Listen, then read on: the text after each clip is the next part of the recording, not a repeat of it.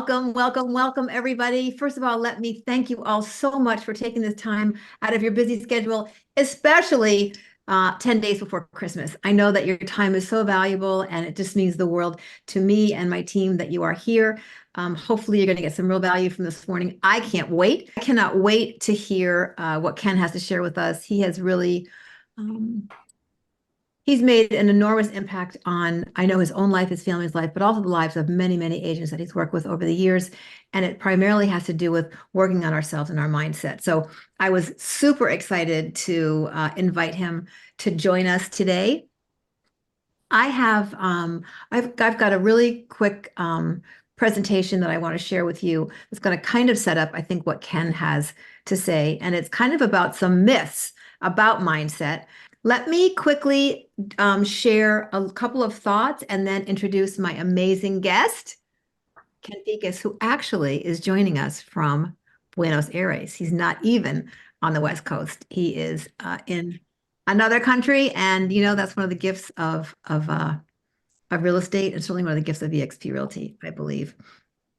So let me share my screen really quickly. I want to get to hoping to get to the beginning of my presentation. All right, can you all see the presentation? Someone give me a thumbs up.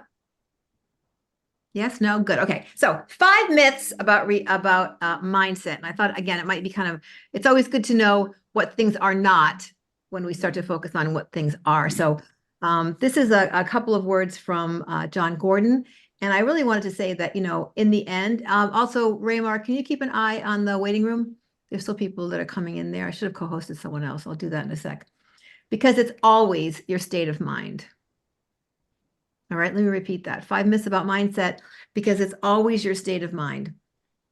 So one of the things I think that's kind of interesting is that, especially this time of year, you're going to see a ton of stuff, and there has been for the past few years, about the importance of our ability to change things if we are willing to change our mindset. And that's why, I thought it was so auspicious to have this last mastermind of the year kind of be about how we can have this big impact. It's always a choice, and it's your choice. So myth number 1 that people very often say is that they have a fear of succeeding.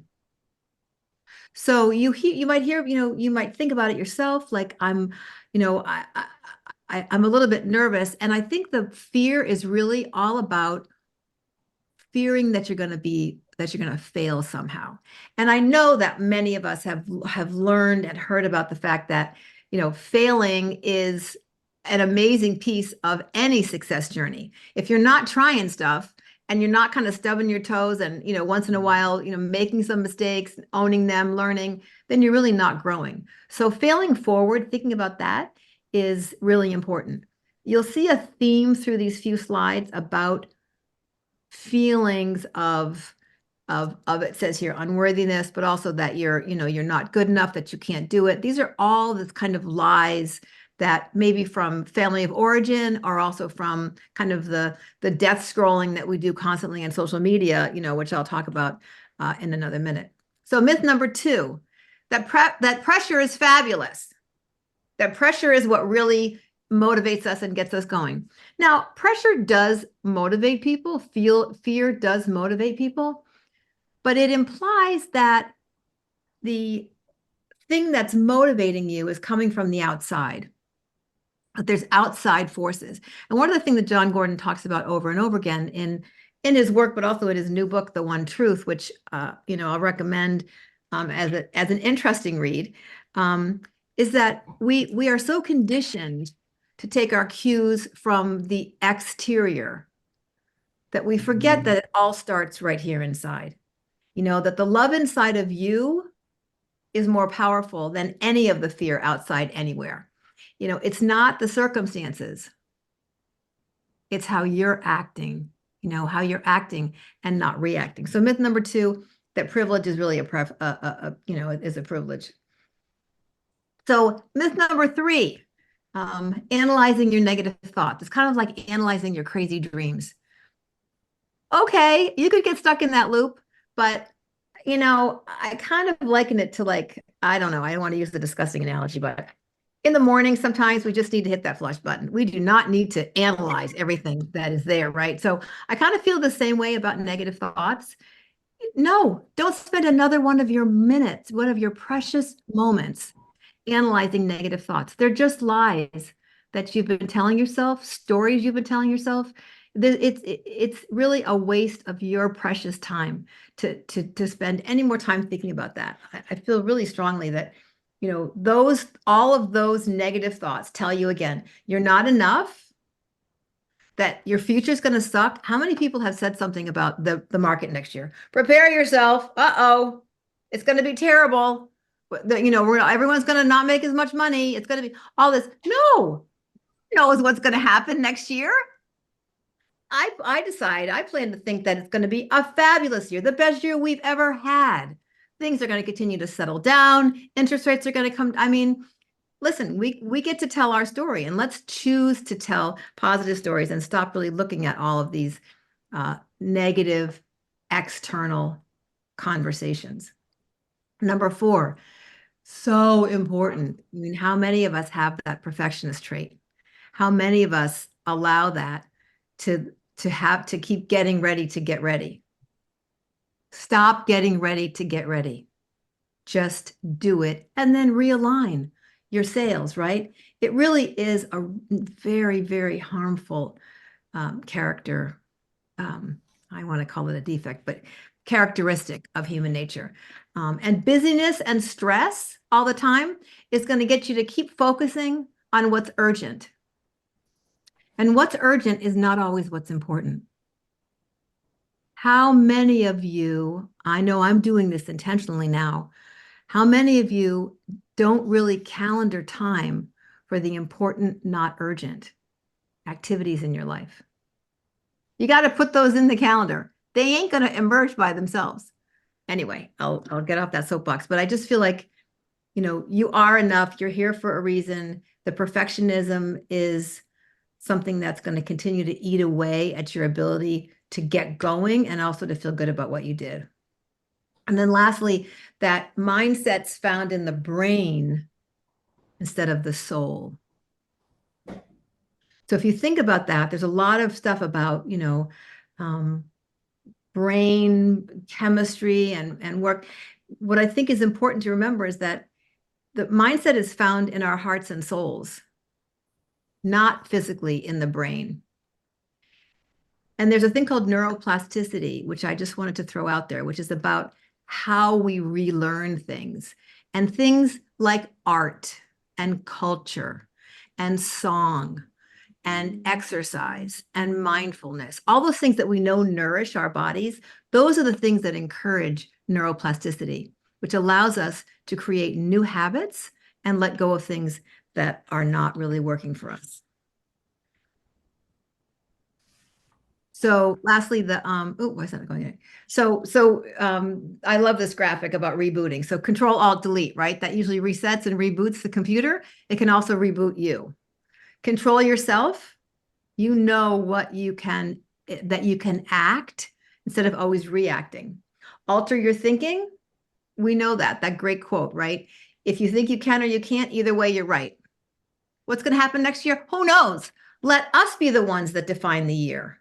It's going to be an amazing opportunity for agents to keep learning new skill sets, to serve clients in a way that they never have before, to be there for their families as we continue to reprioritize time with family, and then delete negativity, and that's a practice. Some people it comes really easily to. Some people have to really work hard at it.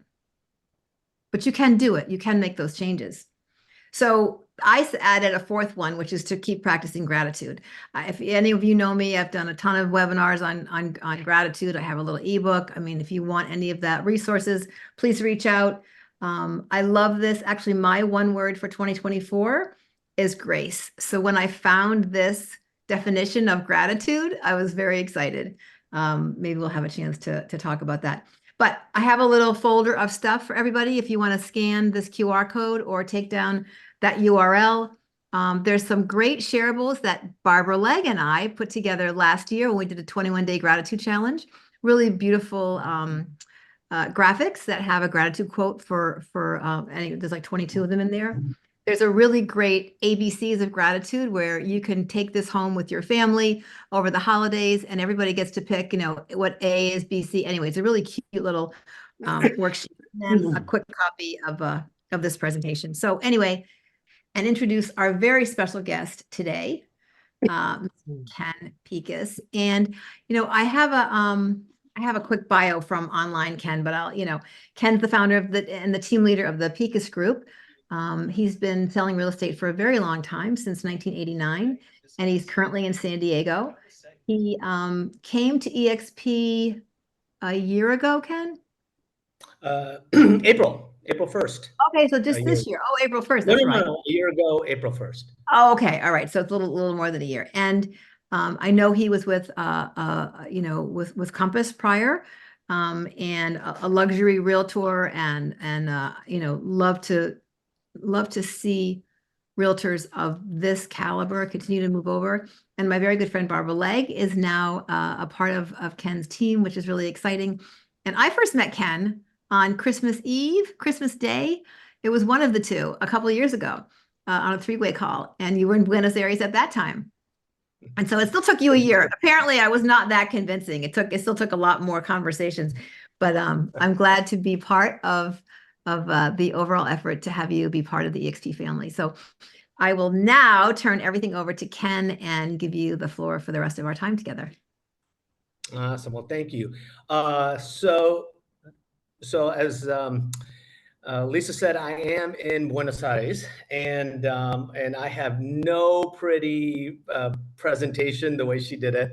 So we're gonna have this. This is gonna go. In fact, if you see Todd Hurl up there, he's my operations manager, and he's the one that does all my presentations at home, and I didn't have him to make it look pretty. So I'm just gonna talk. The way I've kind of looked at this is I've got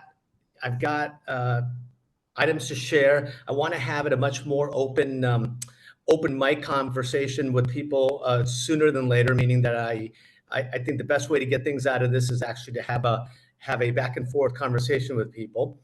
And so for that, in fact, I'm just going to change my view so I can see more of everybody at once, because right now it's just showing me and I don't want to see me. And I see a lot of people from my team in San Diego here, which is awesome.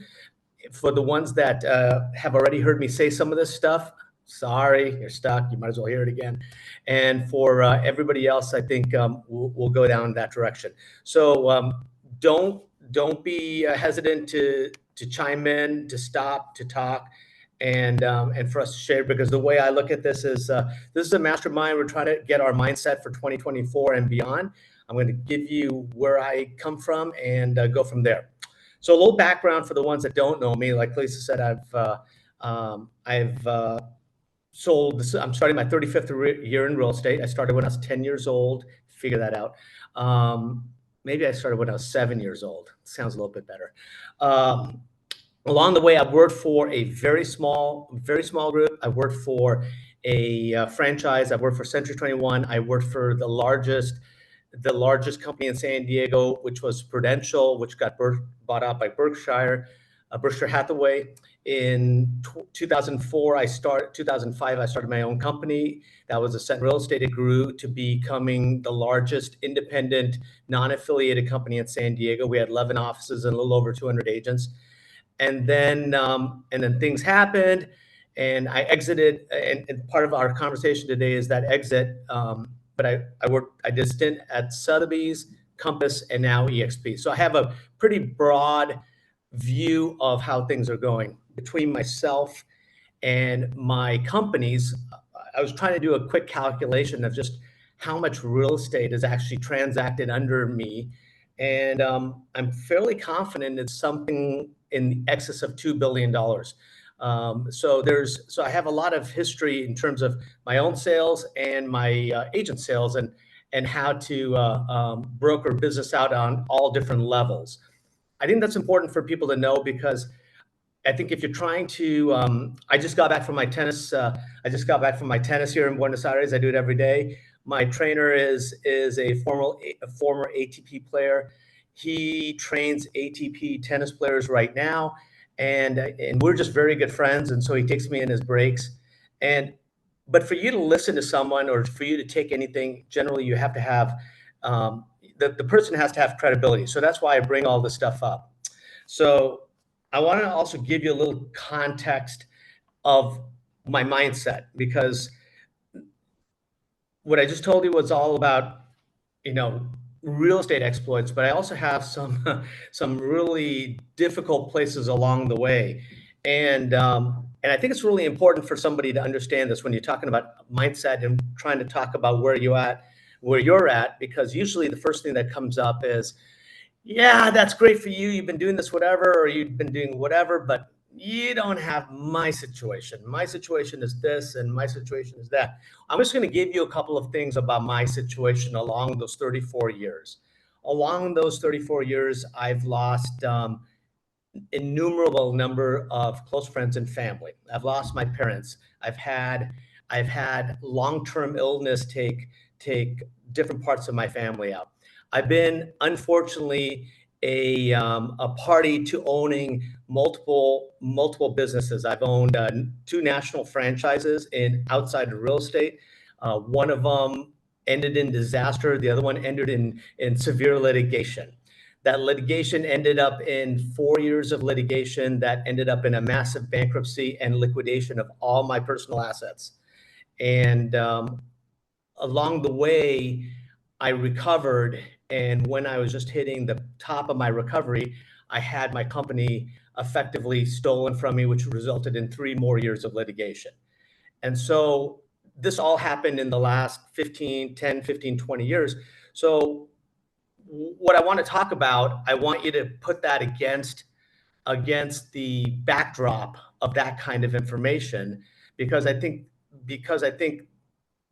in a way, perhaps whatever you might be going through yourself right now, you could relate to some level of challenge. I've been very fortunate with my own personal health. So in that respect, my spouse and I have been, very fortunate. We haven't had to overcome any kind of personal health, and hopefully that remains the case. And I know some other people have had to deal with that. But mindset, in my opinion, is outside of all of this, and that's where we have to go. So as we look forward, as we look forward to moving ahead today, this afternoon, tomorrow, this weekend, next week, next year, the way I look at it is I have goals, I have all that sort of stuff, but I don't look at a mindset as this is my mindset for 2024. This is my mindset for 2025. This is my mindset for the next quarter. I look at it as this is my mindset. My mindset is how I'm going to do it. So what is a mindset? It's what we just set our minds to do, right? I mean, it's just literally what we decide to do. And so hopefully everybody has freedom to think the way they want to think. That's what you have to start adjusting if you are ever challenged about which way you're going to go here. So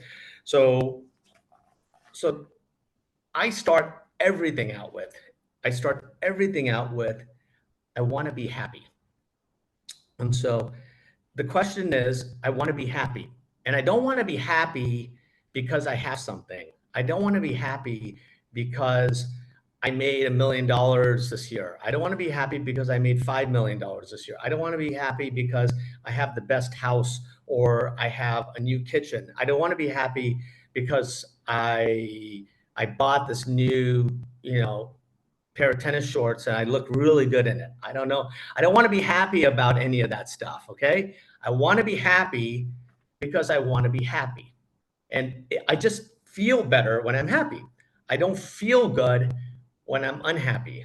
So it sounds really simple, but we all have this opportunity to decide for ourselves what is going to make us happy. And before you start to think about mindsets and where you want to put your business and where you want to do everything, you have to think about where you are right now. And you have to decide, no matter what your decision is right now, that you're going to be happy. So I have three examples of the last 15 years where I used this.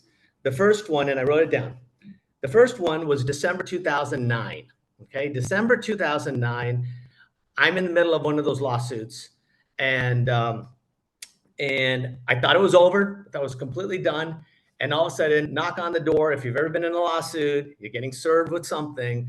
It was like 6 a.m. in the morning, and I'm opening it and whatever. And what that was that the judge that was in my case just granted the other side a complete victory to open up my entire financial life going back 9 years. They granted them access to every receipt, everything I could go. I'm already through bankruptcy. My house is already in foreclosure. The car is barely working. I have no money. I have nothing. And all of a sudden, I have this, and now I have to succumb my entire life to 9 years of subpoenas. All right? That was number one. Number two, fast forward, it's December 2015. I've recovered from that. I'm back to being, I'm back to selling real estate, working the stuff. It's great. I just had one of my best years ever the year before.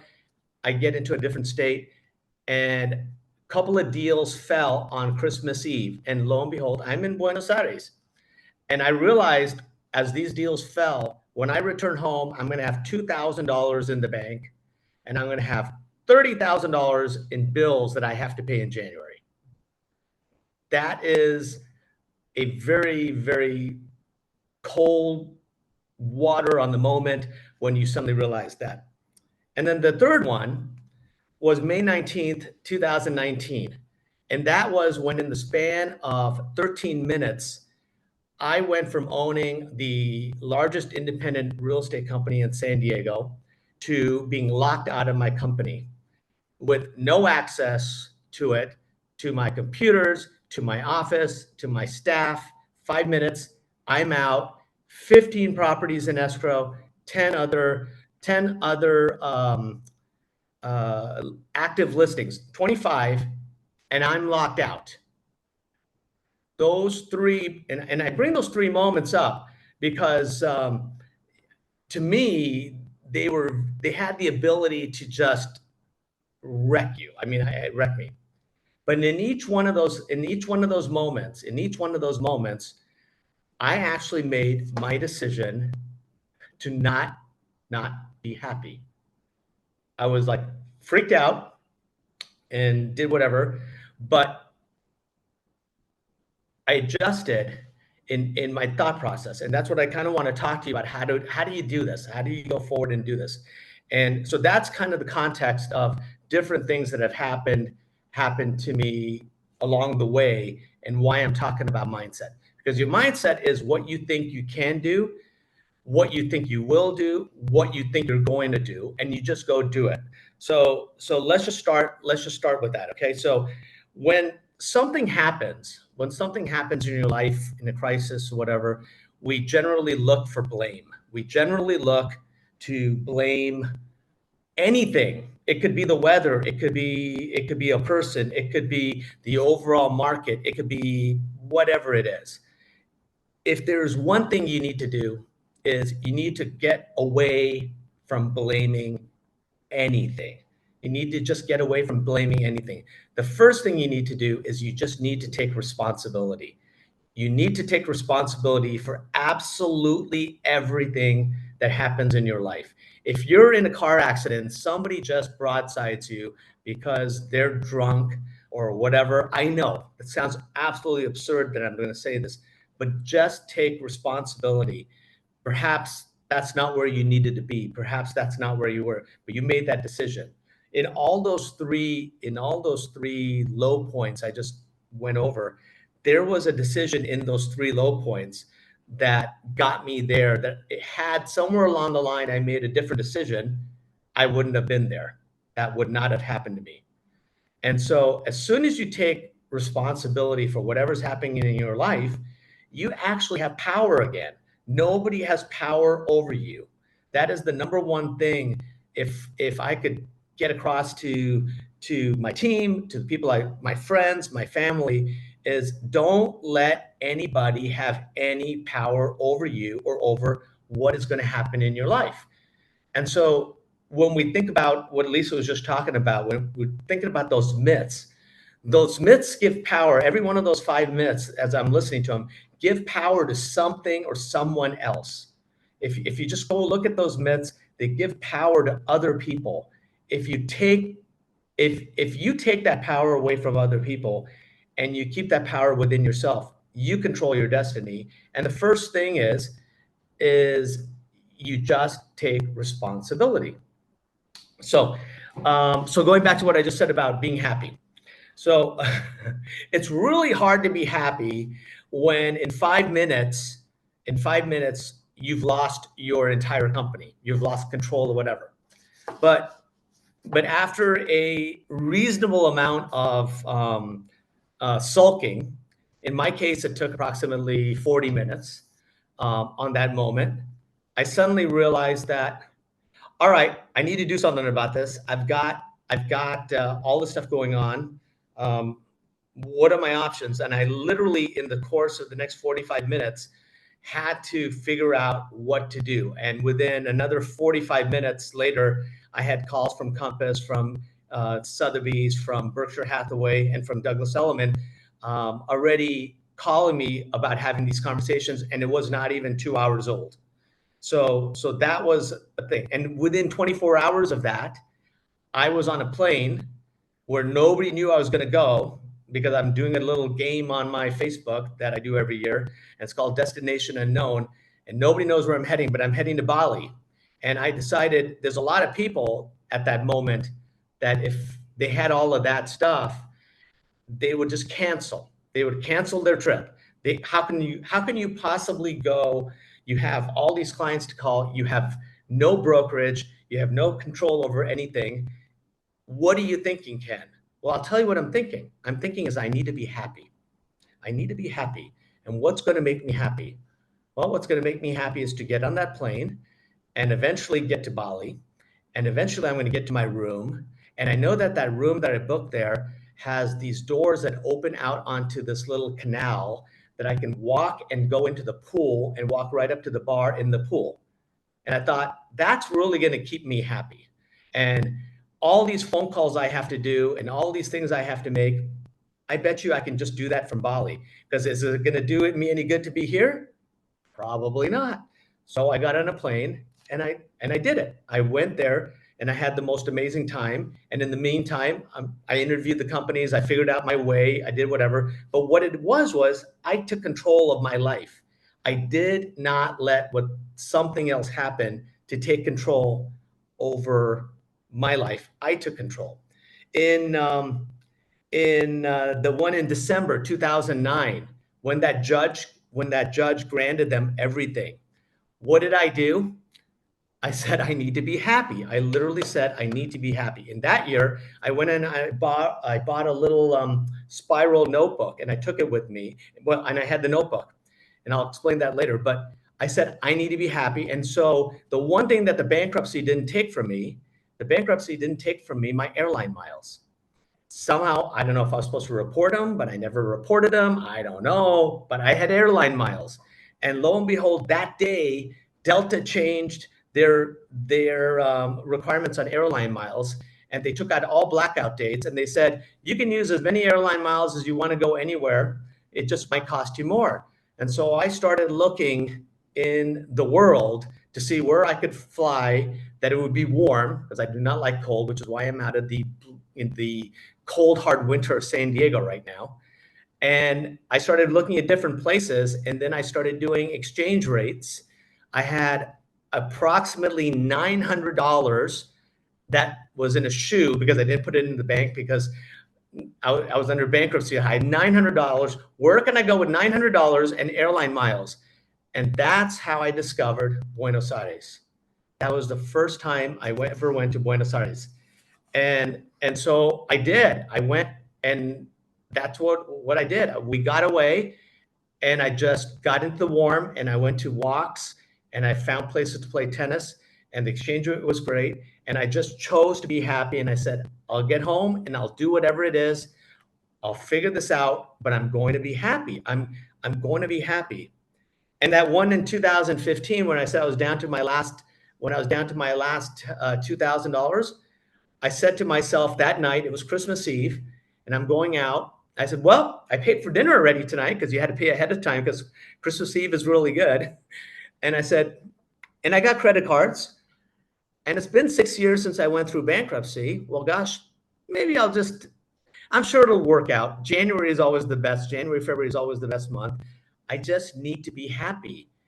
And I said, I'll deal with this all when I get home. I'll just figure this out because I know I can figure it out. And I just went and I had the rest of a great time. And then in 2016, I figured it out for me. I stayed in control and I made $500,000 that year because I made $500,000 that year and I had more than $2,000 available. So it is how you choose, but at any one of those points, I could have chosen to go the opposite direction. So that's one of the things I just think it's super important for everybody to know.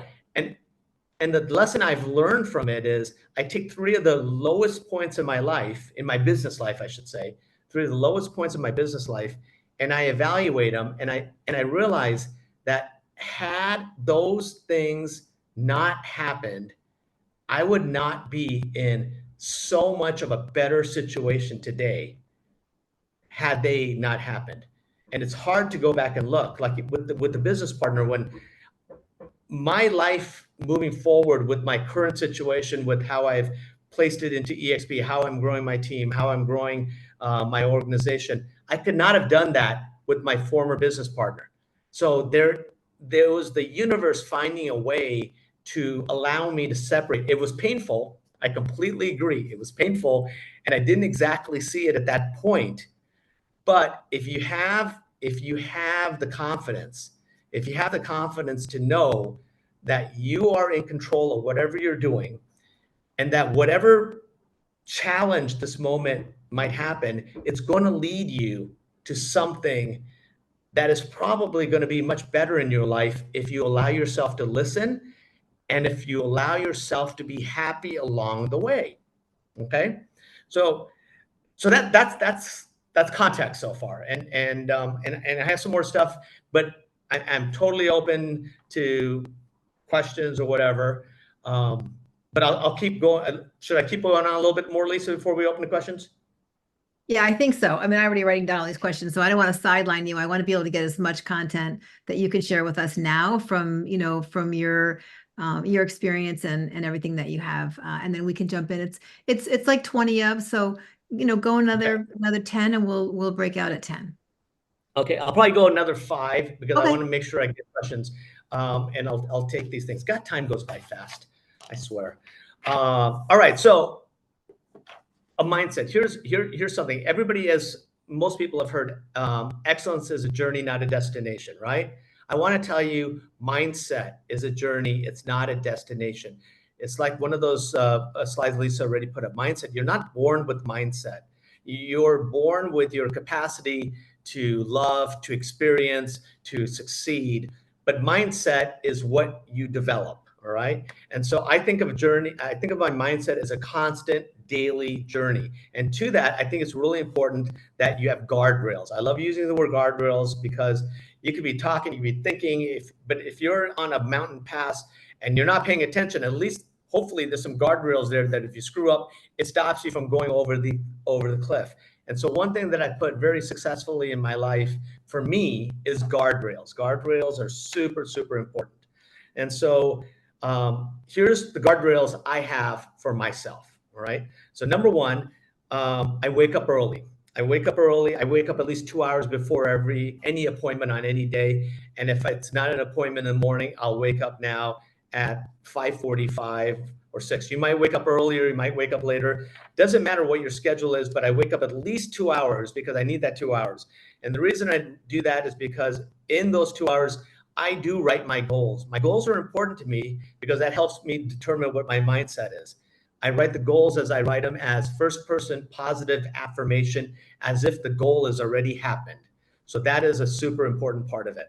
Number three, I write my gratitude, 10 things every single morning. It doesn't matter where you are, doesn't matter where I'm at in the world, doesn't matter if I'm on a plane. If I just pass the international date line, I do it. In fact, sitting right here, I take these books with me. One is my affirmations. One is my gratitude book. I have at least 15 or 20 of these books sitting in my closets at home. I just continuously write. Maybe my nieces and nephews, if I ever die one day, they can read where my mindset was at one point. Um, then I absolutely read 30 to 60 minutes every single morning. It is nonfiction, it is inspiring, or it is a biography of somebody that I admire, or even somebody I don't admire. I don't want to live. I don't want to live in a cocoon. I don't want to live in a vacuum. I want to understand stuff. So I have read lots and lots of biographies of people because I want to understand how people do it. If you're a real estate agent, I can just recommend there's some awesome, easy to read business biographies. The people on Shark Tank, they have great biographies. Barbara Corcoran, if you read her Shark Tales, if you haven't read it, she's great. Real Housewives of New Jersey, Bethany Frankel. What a brilliant lady she is. I don't know what her persona is. I don't watch the Real Housewives other than seeing some blurbs, but boy, the stuff that she has in her book, she is brilliant. Biographies like any of the million dollar listing people. Oh my gosh, I know. We watch Million Dollar Listing, New York, LA, whatever. But I'm telling you, you read Ryan Serhant, you read Eklund, Frederick Eklund, the Altman, whatever. Read them all. There's something to learn from anything. Phil Knight, all the different things, biographies. The other thing is that helps me with my mindset is confidence. Confidence is super important. And for those on the call today who's on my personal team, they know every single day I'm talking to them about the product that they're selling. What is the product that they're selling? They're selling real estate. They're selling real estate. They're not selling a lifestyle. They're not selling. We can go on tangents however we want to see, but you're selling property, real property. You need to be inside real property every single day. I make myself get inside real property almost every single day. Even here in Buenos Aires, I stop at every freaking real estate office and read real property, and I look at the stuff. Um, accountability. Accountability is really important. A scorecard. We keep scorecards on my team, but if you do not have scorecards, you can go off the rails really easy. I celebrate success. I travel. Travel is so important. You don't have to travel internationally. You can travel regionally. You can travel in the country. You need to feel and speak to other people. You need to have your mind open to other ideas. And then personal health. Personal health and exercise and how I treat my body, how I treat my mind is critical to my mindset. So those are my guardrails to trying to keep my mindset where I need to be. Okay, on that stuff. So yeah, why don't we? I could talk on for 500 years. Why don't we answer some questions? I know it's a real limited time, and I'd love to be able to go that direction. All right, love it. So I just want to say a couple of quick things, then we'll open it up absolutely for questions. Three quotes came to mind that I just want to share that really underline everything that you were saying, Ken. And one is that the Dalai Lama says the purpose of life is to be happy. And I just think that, like, of all people, that really hold a spiritual container for the world, that is what he believes the purpose of life is. So that's just so His book profound. is phenomenal. I've read it 3 times. Read it. It is so good. There's another one that a um, a writer wrote interviewing the Dalai Lama. Mhm. That is an awesome book because the writer is very pragmatic. I can't I've remember heard his the name off the top. audiobook. I can't remember it either. I've heard the audiobook though, and it's really unbelievable. Yeah, I'll think of what the title is. It is very He good. tries to stump them, and the answers are so amazing. And I love it. I mean, you hit it right on there. Maybe the pursuit of happiness, the art of happiness. Maybe I really started really Mhm. pursuing happiness at that time in my life. It's been more than 20 years when I Yeah. really decided that was the number one thing. And that was my number one question, but I want to throw out two other quick quotes. Actually, one of my agents is saying she's having a hard time getting in. That two from Tony Robbins, who is just such a mentor to me and just was on with my Robbins coach yesterday. And one is, you always have a choice. You always have a choice. It's on my board right here behind me. You always have a choice. We forget that. And the other thing that one of the millions of things that Tony really impressed and taught me is that things are happening for me, not to me. And that completely changes my mindset. How can I make this work for me instead of feeling like something is happening to me? Tried real hard to teach that to my kids as they were growing up as well, but so anyway, so the one question I have for you, and then we're going to go to open questions. I see we already have a hand, is can you think of what that watershed moment was when you said, wait a minute, I can just make personal happiness the most important thing in my life? Was there a watershed moment that you had?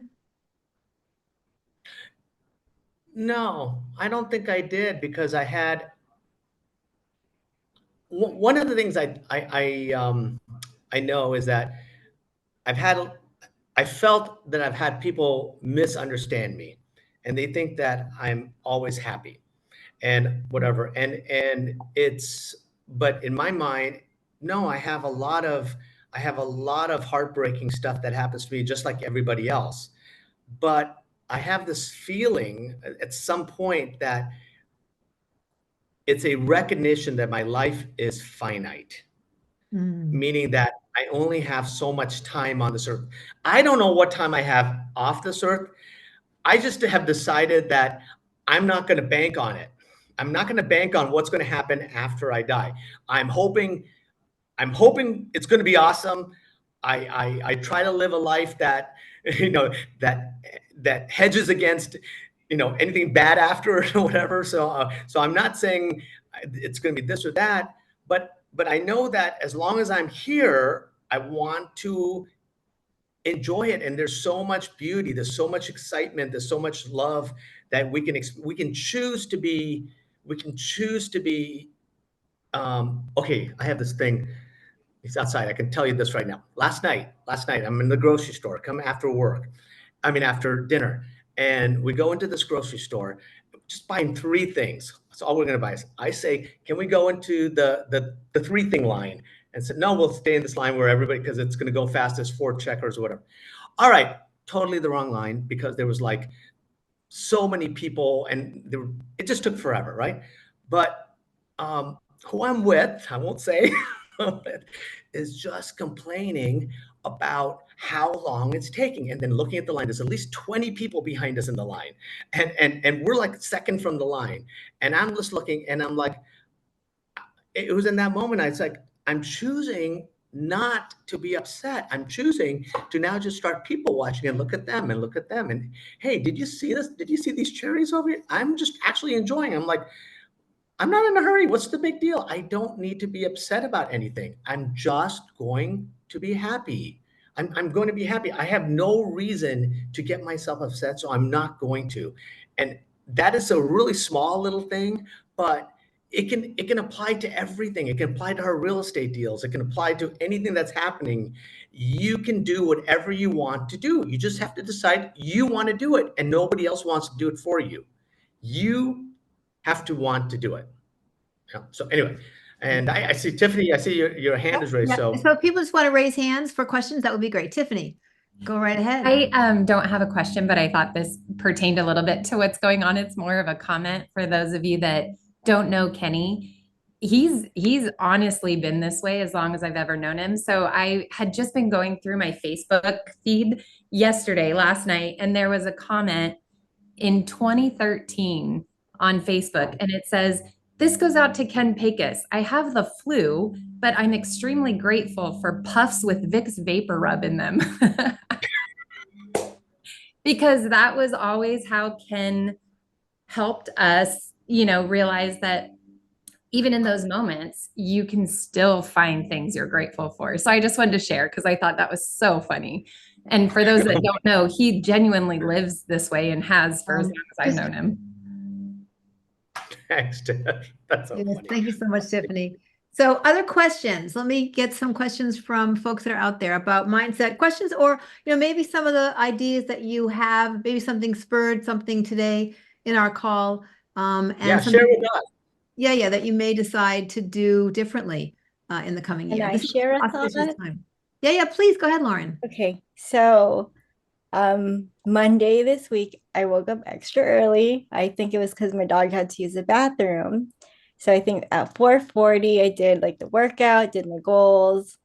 And then when I got to paying my bills, I noticed that I had too much money. So I was wondering what's going on here. And my life insurance policy, it's a whole life policy. They weren't taking money out. So I called them, say, hey, what's going on?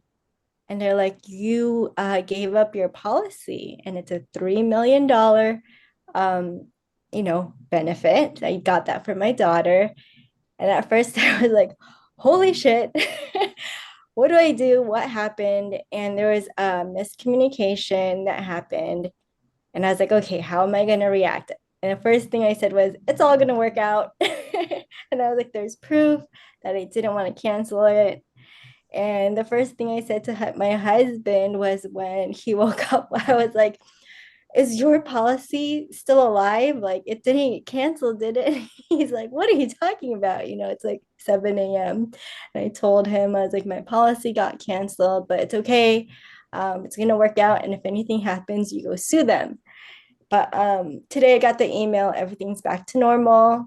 I don't have to reinstate it. There was, miscommunication, and I chose not to panic in the moment, and it was fine. Just went throughout my day, got my open houses scheduled, and I think you get to choose how to react, because that could have just ruined like my whole day or my whole week. But I didn't want to worry about it. I just told myself it's going to be fine. I love it. It's exactly how you choose. Lisa, you started the meeting out with about 2024 and people saying that it's not going to be good, not going to be bad, whatever. All right, so this last year in 2020, what year are we in? 2023. That's right. I think people were saying this was a tough year. I think there's a lot of people that are going to acknowledge that this was a tough year in terms of the number of houses that sold. The number of houses that sold were so low, but I don't pay attention really to that as much. And I just had my second best year ever as a personal sales. So not from the team, not from whatever, but from personal sales, I just had my second best year ever. And when people are out there looking at it, stop. As a real estate agent, as a professional, as a business owner, stop looking at everyone else. Stop caring what everyone else does. This is all about you. And unless absolutely zero properties sell in your market, in your neighborhood, and whatever, then there's property that's selling, and there's nothing that stops you from selling that property. Because when you start comparing yourself to other people, you're not keeping a scorecard. You're keeping, I don't even know what that is. I don't even know how to describe that. A scorecard for you should be leveraging what you're doing, your focus. Are you executing based on what you said you want, and go forward? And it has nothing to do with the market. 35 years in, I've gone through every possible iteration so far.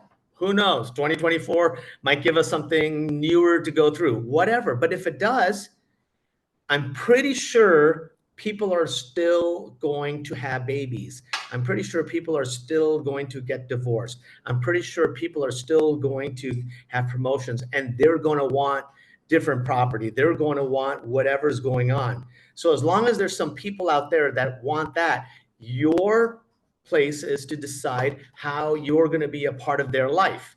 That's where we do our execution. That's where we do our thing. But it has nothing to do with the market. It has nothing to do with this. One of the biggest things I hear is, when I'm training an agent or when I'm coaching an agent is that, oh, I can't go into that neighborhood. That neighborhood has blank and blank. They dominate that neighborhood. I'll never. They have nothing to do with how you're going to do your business. Nothing at all. It's all about you. Be happy, be confident. You use your guardrails to keep you in line with what's going on.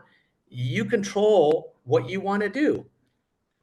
That's it's just it. And just I'll put it out here right now. Coming over to EXP, and what do I want to do? Let me just tell you what I want to do. Here's what my mindset is. My mindset is I'm going to have one of the top 5 production teams in the United States, in the world, for EXP. That's my mindset. There is not even a small doubt of that mindset, because for the only reason is because that's what I want. If that's what I want, I just have to go and figure out how to go do it. I haven't figured it out yet. I mean, I'm doing it, but I don't know when or whatever. But my mindset is that is what I'm going to create. There'll be bumps along the road. I'll take wrong turns. I'll go there. It doesn't matter. We all do that. Everybody makes mistakes. Perfectionism is a terrible thing. Don't even worry about it. When I screw up, I just look the other way and move on, right? Don't worry about it. That's the number one thing. And that's the thing I hear people ask so much, is that they get so uptight about, and that affects your mindset. They get so uptight about if they've made a mistake, if they haven't done this right, if they saw another agent that did something so much better. It's don't worry about anybody but yourself, and get better yourself. Absolutely, get better. And this is such a great opportunity, especially when the market is shifting, to continue to be that agent who's getting additional training, who's finding other people that are making you feel inspired. That there's so much truth to the fact that our mindset's also affected by the people that are closest to us, the people that we choose to surround ourselves with, right? And I think that we have that choice. Those stories that we're telling ourselves. I love what you said, Ken. Someone who's a real mentor to me in EXP, Elizabeth Riley, always talks about the fact that comparison steals joy. And it just does. Oh my God. And that's one of the real dangers with the death scroll on social media. Yeah. Occasionally people get vulnerable, but usually everybody looks kind of fabulous and they're doing fabulous things and they're cooking fabulous things. And, I mean, the only things that look bad and crazy are dogs sometimes, right? But like people just look so great. And I think that there's a lot of danger in that. We know there is for young women, probably young men. I mean, that's like a whole crazy thing that's really, but you also bring up a great point that, like, what's that 4-minute mile? I forget the guy's name. I'm terrible at that, but human beings have surpassed things that have been known to be impossible many times because they set their mindset that they were going to do it. So there's just so much power in this. I'm really hopeful that people are feeling empowered and encouraged around the fact that these are choices that you're making, and that you can make different choices or keep making those same great choices if you are, in a place where you have a pretty solid mindset. So we got a couple of more minutes, very quickly, 3 more minutes. Anyone want to jump in? Say something that you might do differently as a result of today's mastermind? Oh, come on. Somebody's gonna do I know. Come on. Somebody get anything out of today? it. I saw someone clap. I don't know if that's a hand exactly, but okay. I was trying to unmute myself. Great session today. Lisa, as always, great sessions with you. And I only resonated, and everything felt so like what I've been learning for the past, 1 year or 2, that I was working on my mindset, changing my life. And I could add this great thing that Ken said about taking responsibility, whatever happens to your life. But also, it's right. There's sometimes things happen to us that outside of our control, like bad accident.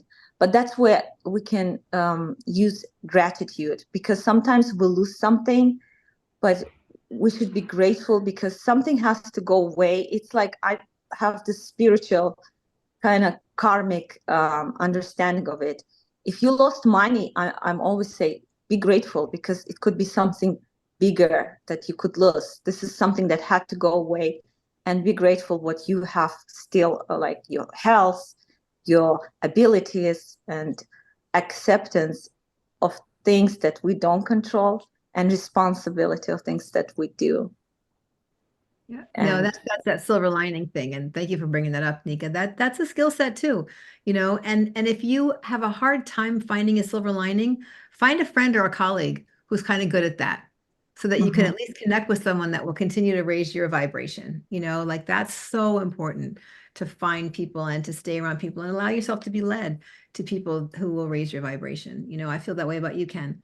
Thank you so much again for taking the time today to share your experience.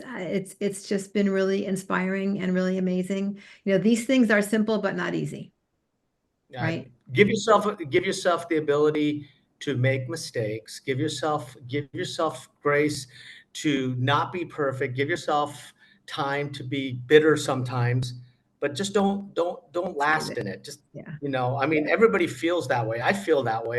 I'll complain, whatever, but if you have the guardrails, get yourself back into, I want to be happy. If that's your number one place, I want to be happy, then you'll pursue whatever you need to do to just be happy. And it could just be a really nice cold Coca-Cola on a super hot day outside on your porch. It could be that simple. And just, that's what you do. Just be happy. Yeah, I love it. On that note, I will say thank you, everybody. Exactly 1 o'clock. Ken says, just be happy. We can make a difference. We can change the world. I really believe that. I really do. So thank you again so much, Ken, for joining us today. Thank you, everyone. We had 33, I think at one point, 34 people on a Friday at noontime Eastern, 10 days before Christmas. So I really appreciate that. And my executive assistant, Raymar, will be putting this together in a video, and we'll be sending it out to everybody. So you can share it with friends if you'd like, or we always say we're going to rewatch them. We don't really, but we do record it, and we do repurpose it. So again, thank you so much. Happy holidays. Happy New Year. Happy day. Thank you, guys. Happy Thank holidays, you. everybody. thank you.